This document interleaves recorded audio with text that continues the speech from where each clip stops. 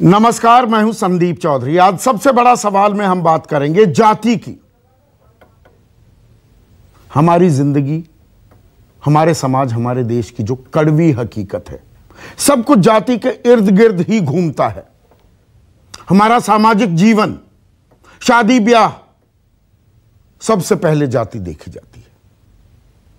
हमारा आचरण, हमारा व्यवहार जातियों के आधार पर बंट जाता है। और हमारी राजनीति, वो तो जाति के इर्द गिर्द ही घूमती है। हर बात पर राष्ट्रपति चुना जाए, प्रधानमंत्री चुना जाए, किसी को मुख्यमंत्री बनाया जाए, नए मंत्री बनाए जाएं, गाजे बाजे के साथ ढोल पीटा जाता है कि जी इस जाति का हमने मंत्री बना दिया, मुख्यमंत्री बना दिया, प्रधानमंत्री या राष्ट्रपति बना दिया।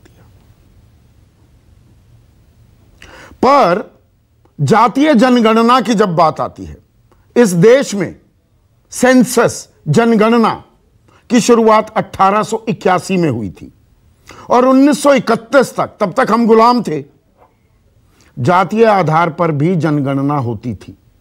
तब बताया गया, पता लगा कि 52% जो देश की आबादी है वो ओबीसी है, यानी कि पिछड़ी जाति है। उसके बाद से आज तक जातीय जनगणना नहीं हुई।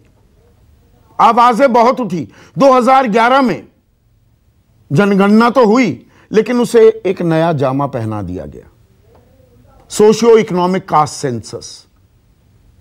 और जब आंकड़े भी जारी किए गए 2016 में, तो यह census, socio economic caste census, इसके आंकड़े दबा दिए गए।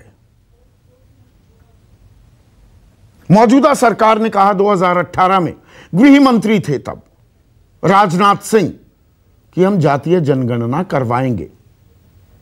लेकिन फिर इसी साल संसद में लिखित जवाब में कहा गया कि जातीय जनगणना नहीं होगी। जनगणना की शुरुआत होने वाली है।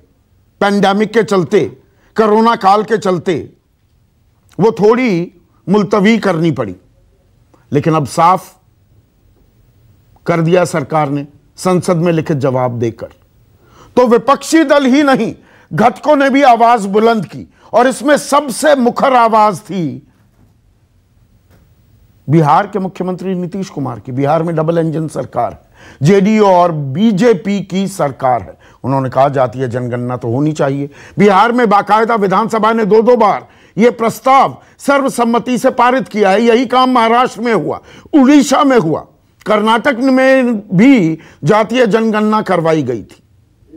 प्रधानमंत्री से बाकायदा मुलाकात हुई पिछले महीने। लेकिन अब सुप्रीम कोर्ट में एक ताजा हलफनामे में सरकार ने साफ कर दिया है कि जातीय आधार पर जनगणना नहीं होगी, क्योंकि यह व्यावहारिक नहीं है। रायता फैल जाएगा, यह असंभव है, गिनती हो नहीं पाएगी। 2011 के जातीय सर्वे का भी हवाला देते हुए कहा गया कि यह तो बेकार साबित हुआ। लाखों लोगों ने अपनी जातियां दर्ज करवा दी, जबकि केंद्र और राज्य की सूची में कुछ हजार, 4,500 के करीब जातियां ही दर्ज हैं।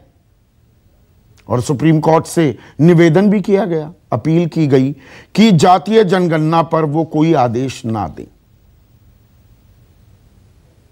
अब इसके पीछे कारण क्या बताए सरकार ने कि 1931 में 4,147 जातियां दर्ज थी और 2011 में सोशियो इकोनॉमिक कास्ट सेंसस में यह बढ़कर 46 लाख हो गई। इतना बड़ा आंकड़ा आ गया, सब डिवीजन हो गई कास्ट की। महाराष्ट्र का ही उदाहरण दिया। महाराष्ट्र में 10 करोड़ 30 लाख लोग, इनमें से 9 करोड़ 13 लाख 4,28,000 जातियों में बटे हुए हैं। 4,28,000 जातियां 9 करोड़ 13 लाख लोगों के लिए, और 1 करोड़ 17 लाख लोगों ने तो अपनी जाति ही नहीं बताई। तो भैया क्या करेंगे? ये तो परेशानी का सबब हो जाएगा। देश में 8 करोड़ 82 लाख लोग 2440 जातियों में बटे हैं, जबकि 54 लाख, महज 54 लाख लोग 4,26,237 जातियों में बटे हुए। 54 लाख लोग 4.25 लाख जातियों में बटे हुए हैं। तो सरकार कह रही है ऐसा करने का कोई फायदा नहीं। ये वही सरकार है कि अगर कैबिनेट का विस्तार होता है, मंत्रिमंडल में फेरबदल होता है, तो बताते हैं कि अब देश में 27 ओबीसी मंत्री हैं। ऐतिहासिक आंकड़ा है। अब विपक्ष को मौका मिला तो आरोप लगाए। मायावती ने ट्वीट किया, केंद्र सरकार द्वारा माननीय सुप्रीम कोर्ट में हलफनामा दाखिल करके पिछड़े वर्गों की जातीय जनगणना कराने से साफ तौर पर इनकार कर देना अति गंभीर, अति चिंतनीय, जो बीजेपी के चुनावी स्वार्थ की ओबीसी राजनीति का पर्दाफाश और इनकी कथनी व करनी में अंतर को उजागर करता है। सजगता जरूरी, यानी कि ओबीसी की बात होगी लेकिन गिनती नहीं की जाएगी। लालू प्रसाद यादव अपने ही अंदाज में उन्होंने हमला साधा। उन्होंने कहा, जनगणना में सांप, बिच्छू, तोता, मैना, हाथी, घोड़ा, कुत्ता, बिल्ली, सुअर, सियार समेत सभी पशु, पक्षी, पेड़ पौधे गिने जाएंगे, लेकिन पिछड़े, अति पिछड़े वर्गों के इंसानों की गिनती नहीं होगी। वाह, बीजेपी आरएसएस को पिछड़ों से इतनी नफरत क्यों? जातीय जनगणना से सभी वर्गों का भला होगा, सबकी असलियत सामने आएगी। अब दरअसल असलियत सामने आ रही है क्या, या चुनावी गोटियां जाति के आधार पर वो सेट की जा रही हैं? विपक्ष कह रहा है गिनती करो, असलियत सामने आएगी, तो वो अपना वोट बैंक साध रहा है।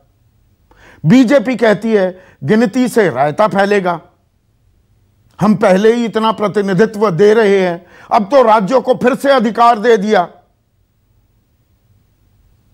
कि वो जाति आधारित जो रिजर्वेशन है जातियों को चिन्हित करे, जिनको आरक्षण देना चाहती है घटा जोड़ जो भी आपको करना है वो कर सकते हैं। ये अधिकार वैसे राज्य सरकारों के पास 2018 से पहले था, पर अब फिर से वो अधिकार बरकरार रखा गया है।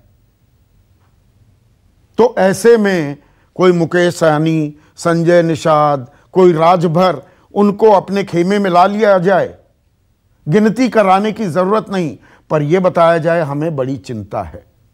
तो ये दोनों तरफ की राजनीति चल रही है। अब तेजस्वी यादव क्या कहते हैं वो सुन लेते हैं, उसके बाद चर्चा शुरू करेंगे।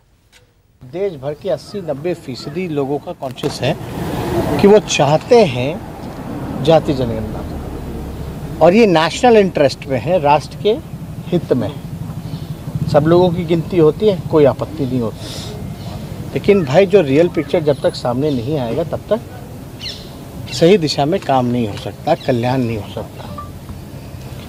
आंकड़े आने चाहिए, जो साइंटिफिक आंकड़े हैं। तो ऐसे में आज का सबसे बड़ा सवाल, ओबीसी की नहीं होगी पहचान तो कैसे होगा उत्थान? और जाति की गिनती में छिपी है वोट की सियासत। चर्चा में मेरे साथ बीजेपी के राष्ट्रीय प्रवक्ता गोपाल अग्रवाल, इन्हीं के अहम घटक हैं, केंद्र में भी प्रतिनिधित्व है, साझा सरकार चला रहे हैं। बिहार में जेडीयू के प्रधान महासचिव केसी त्यागी, बीएसपी के वरिष्ठ नेता सुधींद्र भदौरिया, आरजेडी के प्रवक्ता मृत्युंजय तिवारी, देश के जाने माने राजनीतिक विश्लेषक सोशियोलॉजिस्ट प्रोफेसर बद्री नारायण और मेरे सहयोगी सुकेश रंजन इस चर्चा में जुड़ चुके हैं। तो गोपाल बाबू, सवाल बड़ा सीधा है, ओबीसी की पहचान नहीं होगी तो उत्थान कैसे होगा?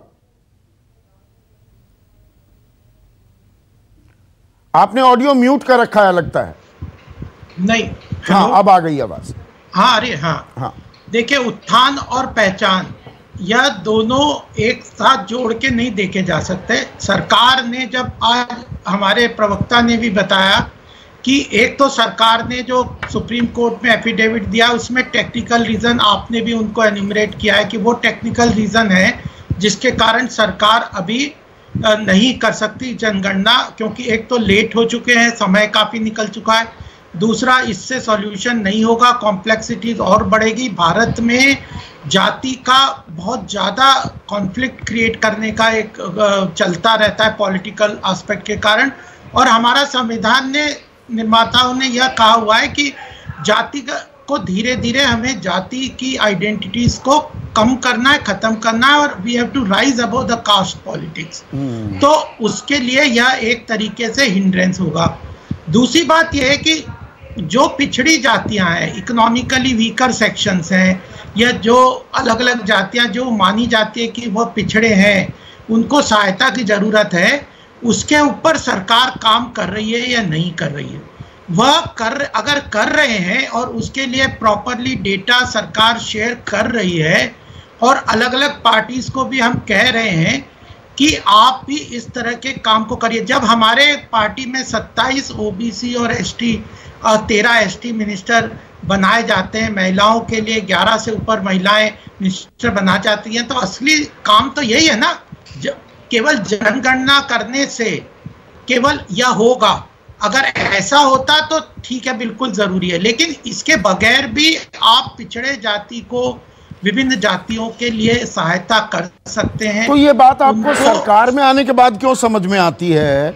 2010 में गोपीनाथ मुंडे का बयान, नेता प्रतिपक्ष थे लोकसभा में, क्या बोलते हैं? अगर इस उपनेता प्रतिपक्ष, अगर इस बार भी जनगणना में हम ओबीसी की जनगणना नहीं करेंगे तो ओबीसी को सामाजिक न्याय देने के लिए और 10 साल लग जाएंगे, हम उन पर अन्याय करेंगे।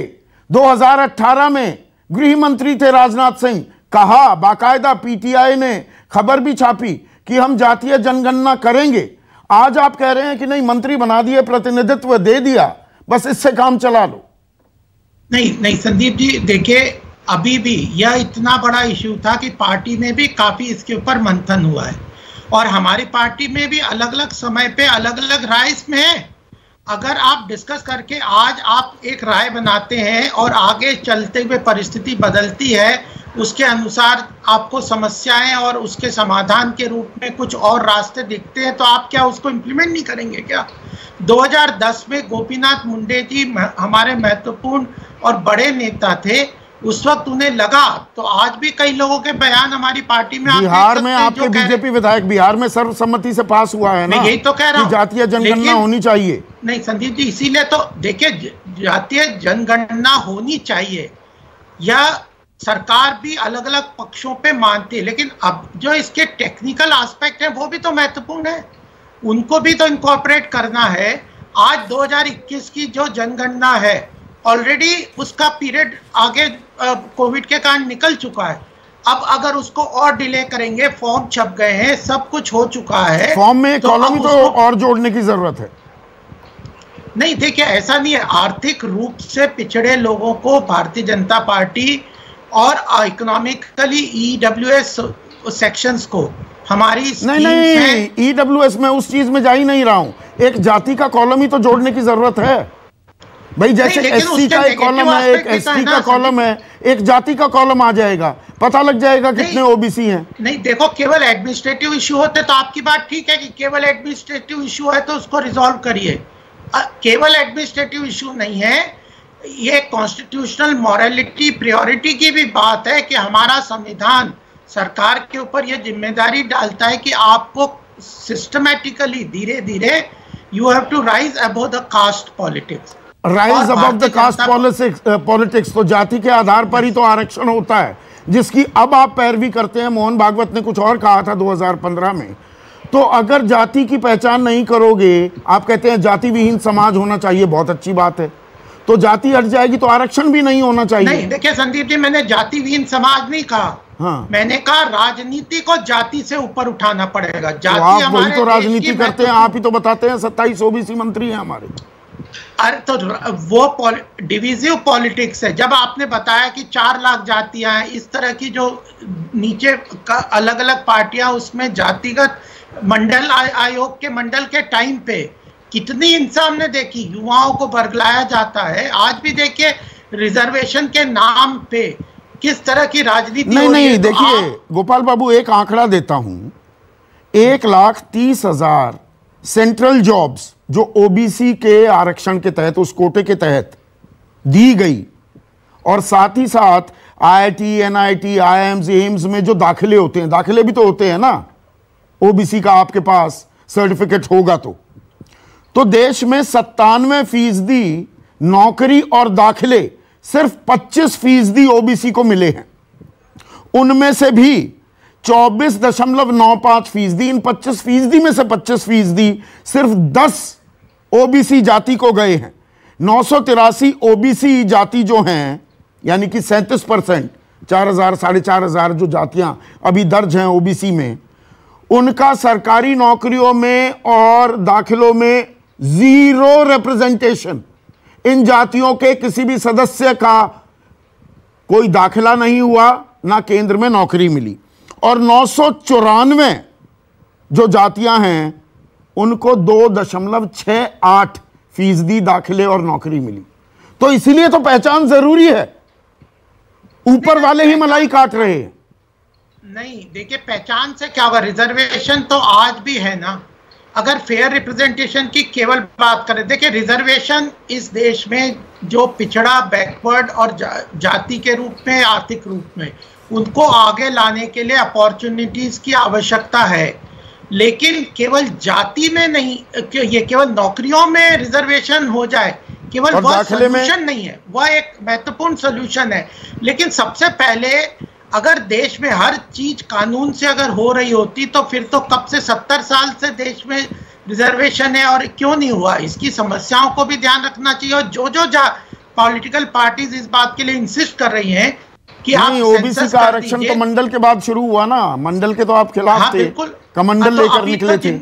जब हम स्टेप बाय स्टेप चल रहे हैं तो जिन पॉलिटिकल पार्टीज 65 साल इस देश में सत्ता में रहे, उन लोगों ने ओबीसी को कॉन्स्टिट्यूशनल तो मंत्री बना देंगे, लेकिन दाखिले और नौकरी नहीं मिलनी चाहिए। पर केसी त्यागी साहब, रायता फैलेगा। अब 54 लाख लोग 4,26,237 जातियों में बटे हैं, तो जातीय जनगणना करने से भी क्या निकलेगा?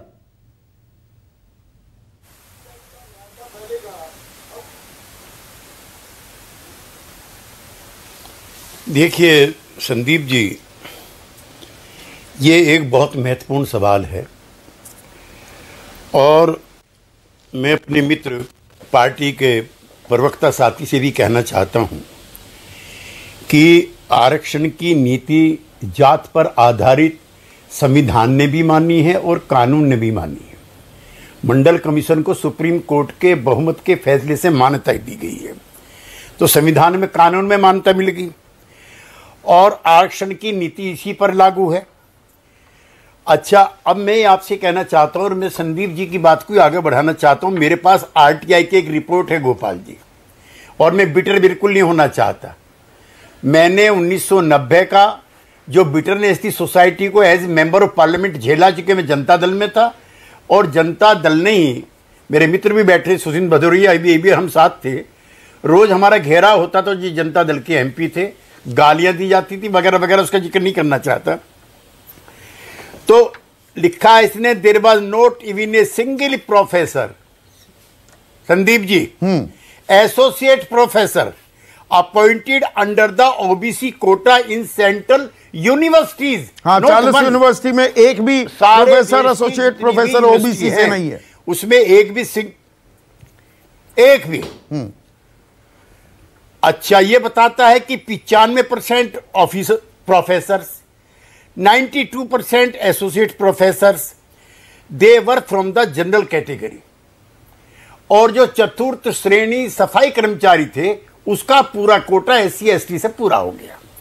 मैं बगैर दुर्भावना के, बगैर बिटर हुए, मैं कहना चाहता हूं कि मोदी सरकार ने बड़ा काम किया जो नीट में 27% का आरक्षण किया। जिस दिन अडवाणी जी और खुराना जी एम्स में गए हैं, तो एम्स के डॉक्टर ने ही सबसे ज्यादा घेराव किया था कि हमारे यहां क्यों आप मेरिट खत्म कर रहे हो। भाई, जिन लोगों के पास मेरिट सदियों से चली आ रही है, डॉक्टर लोहिया कह रहे हैं, अंबेडकर कह रहे हैं, मैं नहीं कह रहा हूं, तो जो नए लोग हैं, हाशिए पे जो लोग गए हुए लोग हैं, उनमें से कुछ लोगों को विशेष अवसर का सिद्धांत अगर नहीं दोगे तो समाज में समानता नहीं गोपाल जी, विषमता भी फैलेगी और कटता भी फैलेगी। सिर्फ गोपाल जी से सवाल क्यों पूछ रहे हो? केसी त्यागी साहब, सरकार से भी एक मिनट सरकार से भी सवाल पूछोगे? सरकार ने मना कर दिया। नीतीश कुमार बाकायदा प्रधानमंत्री से मिले थे, बातचीत भी हुई, सर्वसम्मति से 2 बार आपने प्रस्ताव पारित किया है, अनसुनी कर दी सरकार ने आपकी बात। अब क्या करोगे? संदीप जी इसको अब कोई रोक नहीं पाएगा। जम्मू से लेकर के कन्याकुमारी तक जम्मू की 2 पार्टी पीडीपी नेशनल कॉन्फ्रेंस, जितने अकाली दल के फैक्शंस हैं, जितने लोक दल के फैक्शंस हैं, जितने जनता दल के फैक्शंस हैं, सारे तरह के communist, DMK, Anna DMK, NCP, Shivsena, YSR, TRS, TDP, Congress और एक बड़ा हिस्सा बीजेपी का, वो कह चुके हैं कि जातिगत जनगणना सरकार ने तो मना कर दिया ना। कहते रहिए, जो पार्लियामेंट कहते रहिए सरकार ने मना कर दिया, आप क्या करेंगे? सरकार ने साफ मना कर दिया, करेंगे। चुप्पी क्यों साधे बैठे हैं आप? सरकार अपना रुख साफ कीजिए। मेरा सीधा सवाल ये, आपका रुख क्या होगा? सबसे बड़ा नुकसान नहीं, मैं आपकी विद्वता से तंग हूं। जो आपकी विद्वता है वो हमारे बहस में आड़े आती है कई बार। जो पार्लियामेंट्री, मैं उसका बता रहा हूं, जो कैसे इस मांग को बहुत दिनों तक रोके रखना मंडल के लिए नहीं हुआ था। 52 से मांग उठ रही थी, फिर काका कालेरकर बना, उसकी रिकमेंडेशन कूड़ेदान में फेंक दी गई, फिर चरण सिंह के, कर्पूरी ठाकुर के सोशलिस्ट मूवमेंट के इमरजेंसी के बाद, end of course Ambedkarite also. 77 की जो सरकार थी, मुरारजी भाई चौधरी, चरण सिंह सोशलिस्ट होगी, उसने मंडल कमीशन। तो पिछड़ों की जो आवाज बनते हैं, सरकार ने साफ मना कर दिया, आप मान जाएंगे सरकार ने जो कहा वही सही? मेरा सवाल यही है ना, मैं राजनीतिक सवाल आपसे पूछ रहा हूं। सर्वसम्मति से पास कर दिया, अब क्या कर्नाटक वाला मॉडल फॉलो करोगे? 2013-14 में उन्होंने भी जातीय जनगणना कराई, पर उससे काम नहीं बनता है ना। केंद्र और राज्य सरकारें सेम पेज पर नहीं होंगी तो कुछ नहीं होगा।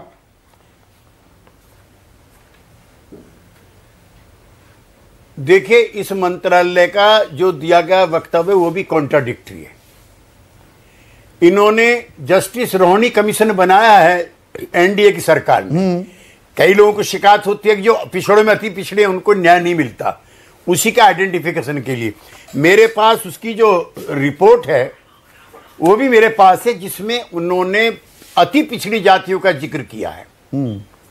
तो वो तैयार है, उसको आप रिलीज करा दिए जस्टिस रोहिणी को, वो तो तैयार है। नहीं, उसी रिपोर्ट में से मैंने बताया ये 1,30,000 जो नौकरियां हैं, साल के उसके आंकड़े महोत्सव में ये रोहिणी आयोग के ही आंकड़े हैं। जी जी जी जी जी जी जी।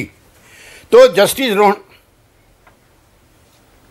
अब तीसरा और आखिरी में कहना चाहता हूं कि इसमें बीजेपी का जो मोर्चा है वो कैंपेन चला रहा, मोदी समर्थन सम्मेलन बैकवर्ड कास्ट को लेकर के। बहुत सही कहा आपने, 35% इतने पिछड़े मंत्रिमंडल में कभी नहीं हुए जितने मोदी जी ने किए, उसका प्रचार कर रहे हैं। तो ओबीसी जो जनगणना है, इसमें किसी को क्यों दिक्कत होनी चाहिए? ये सरकार को दिक्कत है ना, तो आप क्या करेंगे? इस सवाल का जवाब नहीं दे रहे, चौथी बार सवाल पूछ रहा हूं। सरकार की मान जाएंगे कि बिहार में सरकार चलानी है? पिछड़ों की आवाज भी बनेंगे, लेकिन मान जाएंगे सरकार ने जो हलफनामा दिया। देखिए, सरकार तो हमारी, सुन लीजिए संदीप जी, आपको समाजवादियों का अतीत मालूम नहीं है। कर्पूरी ठाकुर बिहार के मुख्यमंत्री थे, 1978 जनता पार्टी की सरकार थी, कर्पूरी ठाकुर ने लात मारी, आरक्षण जारी करा दिया पिछड़ों का। अपनी पार्टी की सरकार, वीपी सिंह तो आपकी सरकार को लात मार देंगे? उसमें आप ये कह रहे हैं क्या? हमने लात मारी, जनता दल के लोगों ने हमारी सरकार गिरा दी। बिल्कुल लात नहीं मारेंगे, लेकिन ये हमारे चिंतन का कोर इशू है।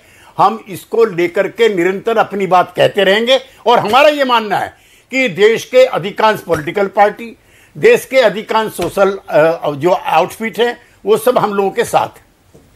सुधींद्र भदौरिया, जातीय जनगणना नहीं होगी, इसमें वोट की सियासत ये जाति की गिनती में वोटों की गिनती का खेल छिपा हुआ है क्या? बीजेपी कह रही है हम नैरेटिव सेट करके कि जी रिप्रेजेंटेशन दे रहे हैं, प्रतिनिधित्व दे रहे हैं, देखो हम अति पिछड़ों और पिछड़ों के लिए बहुत संजीदा हैं, और आप लोग कह रहे हैं नहीं गिनती कराओ। आप अपनी संजीदगी दिखा रहे हैं, खेल ये हो रहा है पर निकल कुछ नहीं रहा है। देखिए, मैं अभी जो भारतीय जनता पार्टी के प्रवक्ता हैं उनका शुरू में बात मैंने उनकी सुनी और उन्होंने कहा उत्थान और पहचान, जैसे ये आपस में कोई परस्पर विरोधी विचार हैं। अगर इनको पूरा इतिहास का ठीक से ज्ञान होता तो स्वामी पेरियार नायकर से लेके परम पूज्य बाबा साहब भीमराव अंबेडकर तक और उसके बाद तक, अभी हमारे त्यागी जी ने कुछ नाम गिनाए हैं, उन सब लोगों ने बड़े संघर्ष, और ये एक पूरे 100 वर्ष का संघर्ष है जिसमें आरक्षण मिला, जिसमें जैसे मान्यवर काशीराम जी ने तो यहां तक कहा कि जिसकी जितनी संख्या भारी उसकी इतनी हिस्सेदारी। तो ये एक लंबी यात्रा है, पर इस लंबी यात्रा में तमाम अवरोधक भी हैं। आप देख लीजिए, ये दक्षिण से शुरू हुआ स्वामी पेरियार नायकर का अभियान जस्टिस पार्टी को बनाकर, तो ये राजनीति और समाज में परिवर्तन आए, बदलाव आए, कोई आपस में परस्पर विरोधी भावनाएं नहीं है। राजनीति होती किस चीज के लिए है? राजनीति इसी के लिए होती है कि हक दिलाने के लिए ये भारतीय जनता पार्टी के लोग मंडल आयोग के खिलाफ कमंडल का नारा तो लगा सकते हैं, पर मंडल आयोग के जरिए अगर समता मूलक समाज बने तो उसका इनको दर्द होता है, और ये दर्द अब फिर दिख रहा है क्योंकि इन लोगों ने उस समय भी हिस्सा नहीं लिया। और त्यागी जी सही कह रहे हैं कि भारतीय जनता पार्टी बनी हुई थी और भारतीय जनता पार्टी ने उसका कस के विरोध किया, और विश्वनाथ प्रताप सिंह जी की जो सरकार से समर्थन वापस हुआ उसमें कहीं ना कहीं एक बड़ा कारण कमंडल कम था, मंडल ज्यादा था, और इसी नहीं तो वापस एक चीज बताइए ना मुझे सुधींद्र भदौरिया, अब रास्ता क्या निकलेगा? 3 साल बाद फिर से राज्यों का अधिकार तो बहाल हो गया कि भाई वो किस जाति को जोड़ना घटाना है आरक्षण में वो कर सकते हैं, लेकिन जब जाति की पहचान नहीं होगी और अगर ऐसा रायता फैला हुआ है कि 4-4 लाख 5-5 लाख या जातियों का पूरा अखिल भारतीय स्तर पर अब 46 लाख जातियां हो गई, जो 4147 थी अब उसे हम गिन नहीं पाएंगे, तो रास्ता क्या निकलेगा? राज्य सरकारें भी वो जोड़ घटा कैसे करेंगी? अगर केंद्र नहीं कर सकता तो राज्य कैसे करेंगे? देखिए, अगर मंशा साफ हो, हिस्सेदारी देने की इच्छा हो, तो मंडल आयोग भी जब बनाया गया तो उस समय भी कई कमीशन बने थे और सब पहचान भी हो गई और सब कुछ हो गया। पर अब तो हम ये देख रहे हैं तमाम पिछड़े वर्गों का ये सब होते हुए भी भारतीय जनता पार्टी जो तमाम तरह के वादे करती है, उत्तर प्रदेश में ही चले जाइए, कहने को तो हम मंत्री, ये देखिए सिंबलिज्म से काम नहीं चलेगा कि हमने कुछ लोगों को बैठा दिया, हमने ये कर दिया, पर पिछड़ी जाति के लोग जा रहे हैं ना बीजेपी में, आज संजय निषाद भी चले गए। नहीं, महामहिम राष्ट्रपति को बना दिया। इन सब चीजों से नहीं होगा जब तक जमीन पर जो असली संख्या है जिन लोगों की, उनकी भागीदारी नहीं होगी, समता मूलक समाज नहीं बनेगा। और मैं आपको एक और मैं बतला दूं, ये जो क्रांतिकारी चेतना है जो जागृत हो चुकी है अपनी भागीदारी और हिस्सेदारी और समता मूलक समाज को बनाने की, उसमें मैं प्रधानमंत्री जी का सम्मान करता हूं जिस पद पर वो बैठे हैं। किसी में दम नहीं है, मैं आपको इस बात को कह दूं, किसी में दम नहीं है। जो पेरियार साहब के समय से यात्रा शुरू हुई और परम पूज्य बाबा साहब ने संविधान में इसको शामिल करवा दिया, ये क्रांतिकारी चेतना सब चीजों को ध्वस्त करके इस समता मूलक समाज बनाकर रहेगी। मैं पूरे दावे के साथ ये समता मूलक समाज बनेगा या और ज्यादा दोफाड़ हो जाएगा? जातियों में आप इस तरह से जनगणना करेंगे मृत्युंजय तिवारी, और उस पर आप आमादा हैं, तो जाति और मजबूत होगी। जाति तोड़ने की बात वो तो राम मनोहर लोहिया भी किया करते थे, आपके आइडियोलॉग थे। जाति टूटेगी थोड़ा और मजबूत हो जाएगी। जाति से बजाय असल में गरीब कौन है, एक इकोनॉमिक सेंसस हो जाए। गरीब तो सवर्णों में भी हैं, पिछड़ों में भी हैं, दलितों में भी हैं, उनकी पहचान ज्यादा जरूरी है, जाति की पहचान ज्यादा जरूरी है?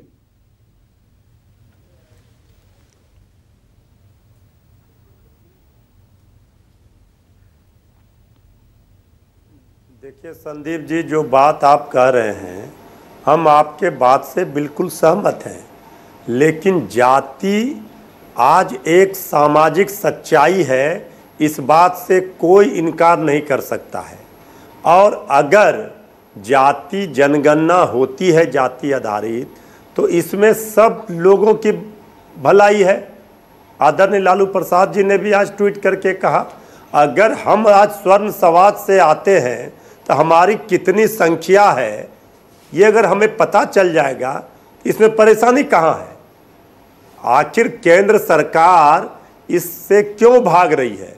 आदरणीय नीतीश कुमार जी, पूरे बिहार विधानमंडल के द्वारा सर्वसम्मत प्रस्ताव पारित हुआ, सभी लोग गए नीतीश जी के नेतृत्व में, नेता प्रतिपक्ष तेजस्वी यादव जी, बाकी सारे लोग सभी दलों के गए, आदरणीय प्रधानमंत्री जी का आश्वासन भी मिला। लेकिन जिस तरह से माननीय सर्वोच्च न्यायालय में केंद्र सरकार ने हलफनामे में स्पष्ट कर दिया, ये तो हो गया कि अब ये जातीय जनगणना नहीं कराना चाहती है केंद्र की सरकार, ये स्पष्ट है। हमारी लड़ाई तो जारी रहेगी। और आज नेता प्रतिपक्ष तेजस्वी यादव जी ने भी और आदरणीय लालू प्रसाद जी ने भी नहीं, लड़ाई जारी कैसे रहेगी? ये लड़ाई कैसे लड़ी जाएगी? अंदर सेंसस जब शुरू हो जाएगा, शुरुआत कर रही है सरकार, वैसे ही विलंब हो चुका है मृत्युंजय तिवारी। अगर वो आंकड़ा ही दर्ज नहीं होगा तो लड़ाई के मायने क्या? वो तो 10 साल के लिए मुलतवी हो गई।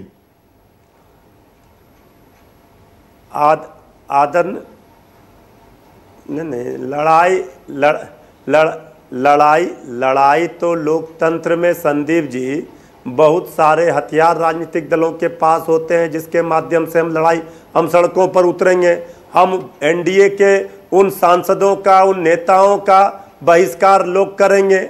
आदरणीय लालू प्रसाद जी ने भी कहा है कि ये तो जिस तरह से, चूंकि बीजेपी के अंदर भी एक राय है नेताओं में कि जातीय जनगणना कराई जानी चाहिए। आपने इसका जिक्र भी किया, राजनाथ सिंह जी का, गोपीनाथ मुंडे जी का। और आज भी सर्वदलीय जो प्रतिनिधि मंडल गया उसमें बिहार से बीजेपी के भी नेता थे, माननीय मंत्री थे। बिहार में भी इस मामले में बीजेपी दो फाड़ हो चुकी है। कुछ लोग कह रहे हैं कि जातीय जनगणना होनी चाहिए। हमें ये बात समझ में गले के नीचे नहीं उतर रही है कि आखिर केंद्र की सरकार इससे क्यों भाग रही है। इसका कारण समझ में नहीं आ रहा है। कारण समझ में नहीं आ रहा सुकेश, कारण क्या है? सब कह रहे हैं, ओबीसी की बात सब कर रहे हैं, पर जब गिनती की बात आती है तो वोटों की गिनती का खेल, दोनों के बिल्कुल ऑपोजिट व्यू पॉइंट्स हैं कि हम ले आए कुछ नेता तो उससे हो गया हम ओबीसी की बड़ी परवाह करते हैं। दूसरी तरफ कह रहे हैं भैया पहले गिनती कराओ तभी सही मायने में कल्याण होगा। देखिए संदीप, ये नेशनल इंटरेस्ट में है कि नहीं, इस पे तो एक डिबेट हो सकती है। हाँ। उसका एक टॉकिंग पॉइंट आपने दिया कि आप इकोनॉमिक आधार पे तय कर लो, उसमें अमीर भी होंगे, गरीब भी होंगे, पिछड़े भी होंगे, अति पिछड़े भी होंगे, सवर्ण भी होंगे, उसके आधार पे तय कर लीजिए, हर जगह रिजर्वेशन हो जाए। ये एक टॉकिंग पॉइंट है। तो नेशनल इंटरेस्ट में है कि नहीं, इस पे तो डिबेट हो सकती है। ये पॉलिटिकल इंटरेस्ट में तो 100% है। हाँ। इस पे डिबेट की जरूरत नहीं है। हाँ। मैं बता दूं कैसे नहीं है, ये क्यों हो रही है। हमारे इस पैनल में आपने बीजेपी को सुनवाया, सरकार इस राय की नहीं है, बीजेपी भी इस राय की नहीं है। दूसरी national party Congress unrepresented, Congress नहीं है, वो अपनी राय जाहिर नहीं करना चाहती है। देखिए कोई भी नेशनल पार्टी, बीजेपी और कांग्रेस जो दो प्रमुख नेशनल पार्टीज हैं, वो इसके हक में नहीं होंगी। ये जो रीजनल पार्टीज हैं जिन्होंने मूलतः वो कांग्रेस का जो एक वोट बैंक, कांग्रेस शुरुआती दिनों में आप पोस्ट इंडिपेंडेंट एरा देख लें तो कांग्रेस पार्टी थी, थोड़ी बहुत लेफ्ट थी, जनसंघ खड़ा हो रहा था, कांग्रेस सबकी पार्टी थी, वो इनफैक्ट राइटिस्ट अप्रोच वाली पार्टी थी। धीरे धीरे कार्व आउट करके लोगों ने उसमें से समाजवादियों ने अपना एक धड़ा बनाया, बाकी दूसरे दलों ने अपना बनाया, उससे टूट टूट के अलग अलग पार्टी समाजवाद निकला और रीजनल आइडेंटिफिकेशन, एक रीजनल आइडेंटिफिकेशन हुआ और एक वोट बैंक कार्व आउट करके इन पार्टियों ने अपने अपने लिए बना लिया।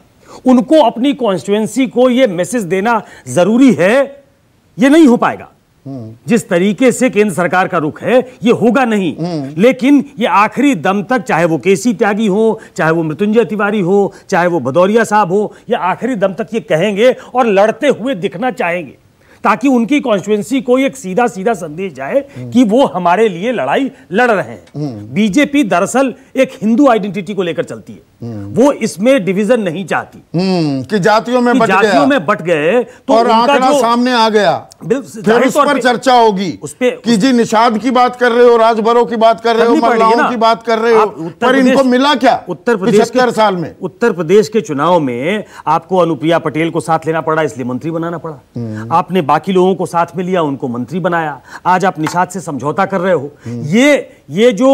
ये मजबूरी का गठबंधन है, ये मजबूरी में उठाया गया कदम है। ये 27 हमने ओबीसी बना दिए और उनको शोकेस करके दिखाना, ये मजबूरी है। पर वो किस जातीय समुदाय से आते हैं और उनकी दरअसल हकीकत क्या है, सूरत हाल क्या है, वहां वो नहीं बताया जाएगा।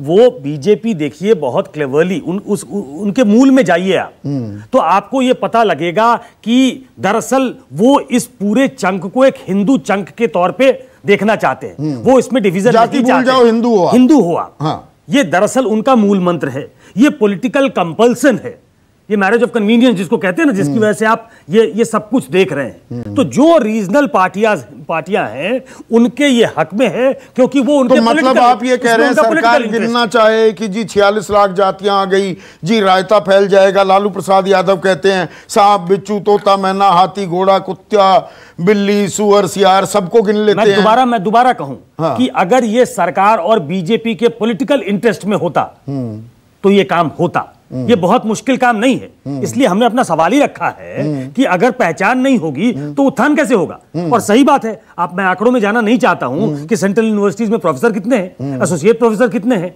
बहुत लोग उदाहरण देंगे। ऊपर की ही जातियां सारी मलाई काट रही हैं, क्योंकि बाकियों की इन्यूमरेशन सही तरीके से दर्ज नहीं की गई है। हाँ। तो ये एक कन्वीनियंट आर्गुमेंट है जिसको लेके आप डेली डैलिंग टैक्टिक्स कर सकते हो। दरअसल मूल में ये भावना है कि ये करने से दिक्कत होगी, पॉलिटिकल फ्रैगमेंटेशन होगा और ये हमारे पॉलिटिकल हित में नहीं होगा।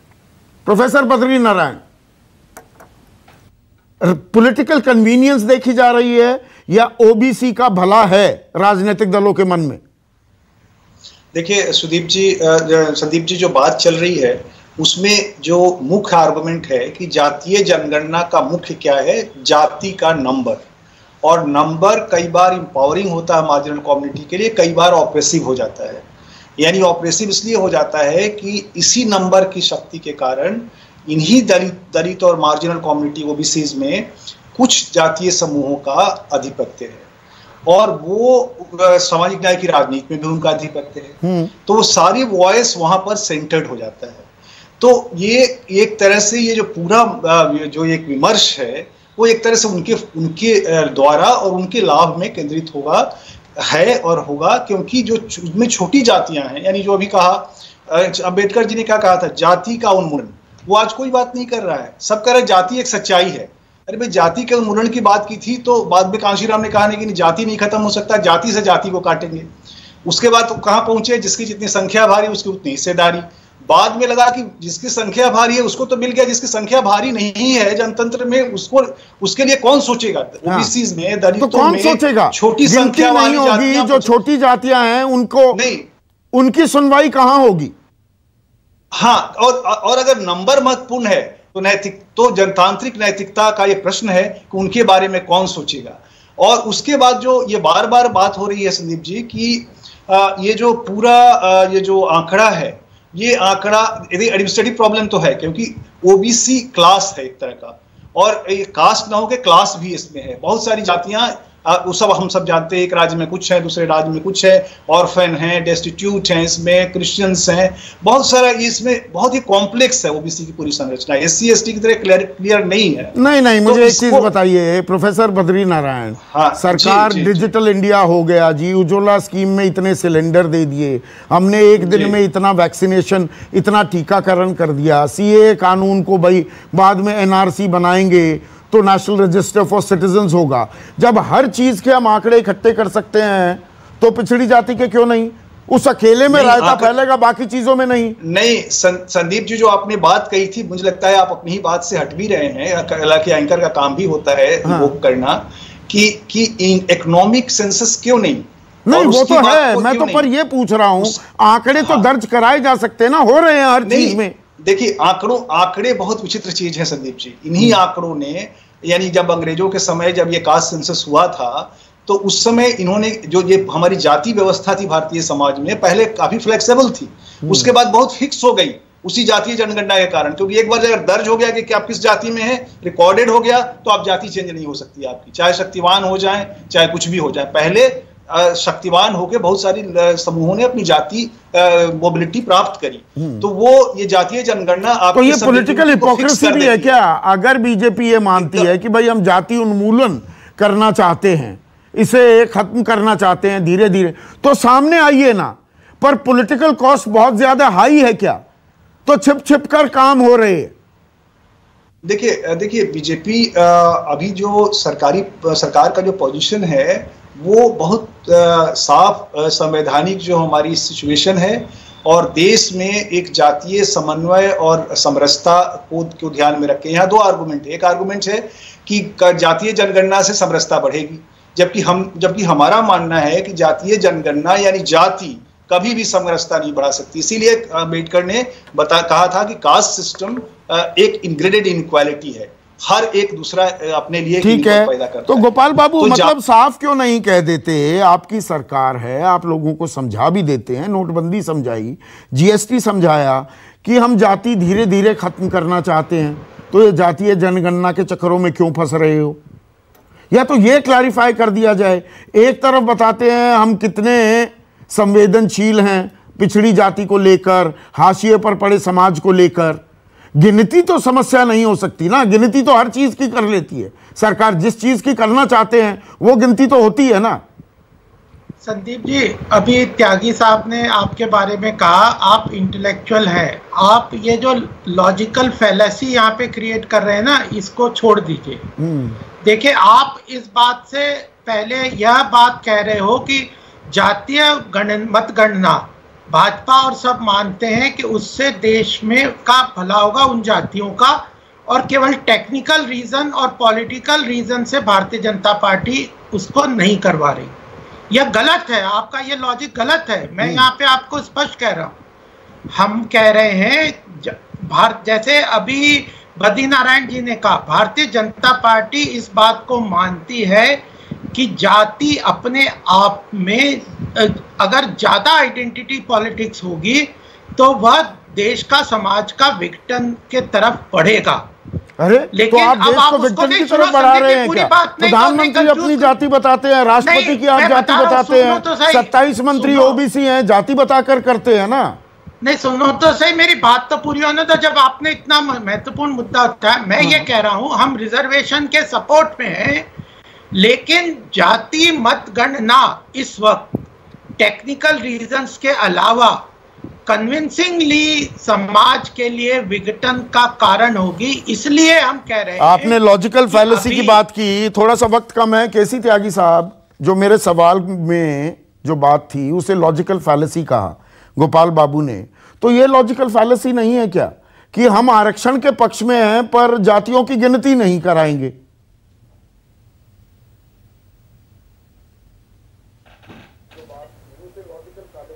नहीं संदीप जी, मुझे बड़ा ताज्जुब हुआ कि बद्री नारायण जी कह रहे हैं कि इकोनॉमिक क्राइटेरिया आरक्षण का होना चाहिए, फिर शेड्यूल कास्ट शेड्यूल ट्राइब का जातीय आधार क्यों डॉक्टर अंबेडकर ने स्वीकार किया?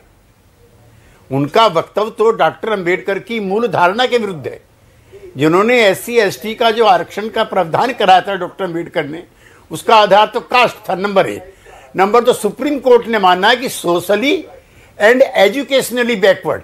आप भी उसमें अपना तर्क दे रहे हो कि आर्थिक आधार पे क्यों नहीं होना चाहिए। ऐसा है संदीप बाबू, एक है तन की भूख और एक है मन की भूख। तो तन की भूख तो हो जाती है पूरी, लेकिन जो सामाजिक सम्मान की जो मन की भूख है वो पूरी नहीं होती है। इसलिए चाहे डॉक्टर अंबेडकर हूं, चाहे लोहिया हूं, और चाहे मेरे नेता चरण सिंह और कर्पूरी ठाकुर हूं।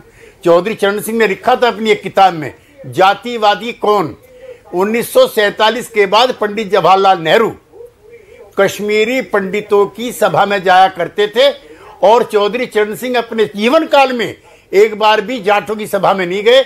लेकिन वो जातिवादी हैं और वो सर्व धर्म सर्व जातीय वर्गों के नेता हैं। ये है असलियत, ये है असलियत। सुकेश, तन की मन की भूख जो केसी त्यागी कह रहे हैं, कंक्लूडिंग कमेंट चाहूंगा, ये पिछड़ी जाति की तन की मन की भूख मिटाई जा रही है या राजनीतिक दल अपने तन की मन की भूख पूरा कर रहे हैं? नहीं, उनके लिए वो आइडेंटिटी पॉलिटिक्स है। हाँ। जो ऐसे वर्ग हैं जो जिसका आंकड़े से आपने जिसको पुष्ट किया कि वो है ओबीसी में लेकिन रिप्रेजेंटेशन कहीं नहीं है, उनका सामने आना उनको संबल देगा, उनको ताकत देगा, उनको रिप्रेजेंटेशन देगा। उनके लिए तो वो सिंबॉलिक ये नहीं होना चाहिए। लेकिन मैं अभी भी मानता हूं, मंत्री बन गए, प्रोफेसर कोई नहीं बन रहा, एसोसिएट प्रोफेसर कोई नहीं बन रहा, दाखिला एनआईटी में, एम्स में, आईआईटी में वहां दाखिला नहीं मिल रहा, सरकारी नौकरी नहीं मिल रही, पर मंत्री बना दिए। संदीप, मंत्री भी क्यों बन गए? वो भी सिंबॉलिक है। मंत्री बना के वो, जैसे हम कहते हैं, और जिसके मूल तौर पे हिमायती है बीजेपी, दरअसल वो आरक्षण को भी जो बार बार जो बयान आता है आरएसएस की तरफ से, और जो कहा जाता है कि ये मोटे तौर पे सोच है कि उसको रिविजिट करना चाहिए, दरअसल मंत्री बना के भी एक सिंबॉलिक जेस्चर ही है वो। आप उनको फिर तो आप क्राइटेरिया कुछ और बनाइए ना, कि जो सबसे एफिशिएंट है वो मंत्री बनेगा। लेकिन मंत्री इसलिए बनेगा क्योंकि वो ओबीसी है। तो ये सिंबॉलिक रिप्रेजेंटेशन है। पॉलिटिक्स चल रहा है क्या? जाति के नाम पर राजनीति फिर से एक करवट ले रही है। अब मंत्री बना देंगे, प्रतिनिधित्व मिलेगा, प्रोफेसर नहीं बनोगे, एसोसिएट प्रोफेसर नहीं बनोगे, सरकारी नौकरियों में आपको पद नहीं मिलेंगे, आपके दाखिले नहीं होंगे। पर संजीदा सब है पिछड़े को लेकर, तो पिछड़ा क्या पिछड़ा ही रहेगा। सवाल छोड़ जाता हूं आपके लिए आज। नमस्कार।